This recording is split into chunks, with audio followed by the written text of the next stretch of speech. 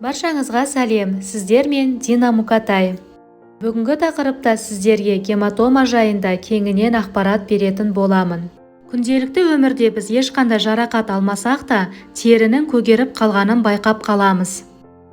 Яғни ешқандай себепсіз терідегі көгерулердің пайда болу себебі неде? Осы сұраққа сіздер нақты жауап алатын боласыздар. Сонымен терінің ешқандай себепсіз өздігінен көгеріп қалуының бірінші себебі қан сұйылтатын препараттар. Яғни сіз қан сұйылтатын препараттарды қабылдап жүрсеңіз, сізде кішігірім гематоманың пайда болу мүмкіндігі бар. Себебі бұл дәрілер қанның ұю қабілетін нашарлатады. Келесі екінші бір себебі ағзада витамин К-ның жеткіліксіздігі. Жалпы ағзада витамин К1 қанның ұюына қатысады.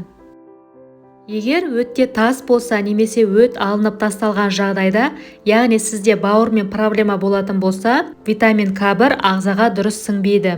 Яғни бұл жағдай витамин К-ның жеткіліксіздігіне әкеледі.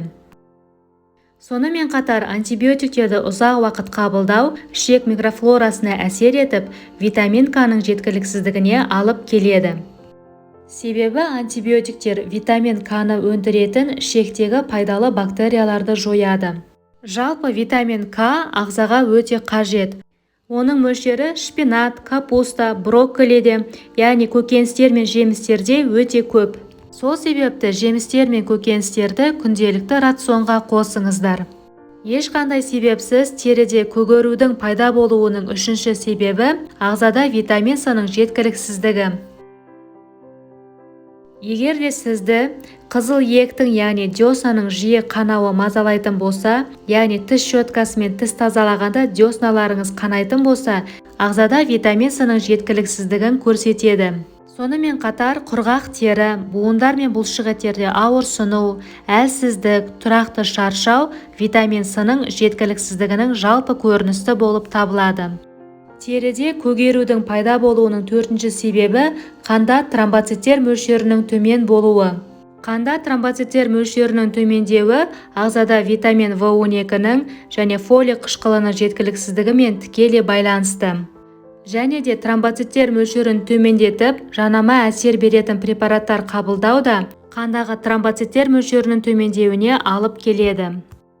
Келесі бесінші себебі ағзада кальций мөлшерінің өте төмен болуы. Жалпы кальций тістер мен сүйектерді берік қылады, қалыпты жүрек ырғағын сақтап, жүрек қан тамыр жүйесіне әсер етеді, қанның ұю процесіне қатысады және терінің, шаштың, тырнақтың саулығына жауап береді. Сонымен ағзада кальций мөлшерінің төмендеуіне әсер ететін негізгі екі себеп бар. Бірінші себебі витамин D-ның жеткіліксіздігі. Яғни витамин D жетіспесе, кальций ағзада сіңбейді. Және де гипертония кезінде қолданылатын препараттар да, яғни кальций каналының блокаторлары да кальций мөлшерінің төмендеуіне алып келеді. Сонымен қатар ағзаға тағаммен жеткілікті мөлшерде түспеген кезде де кальцийдің мөлшері төмендейді. Егер де сізді ешқандай себепсіз терідегі көгерулер жиі мазалайтын болса, осы аталғандарды анықтап себебін жою керек. Бүгінгі берілген ақпарат сіздерге пайдалы болды деген ойдамын. Видео ұнаса лайк басып, каналға тіркеліп алыңыздар.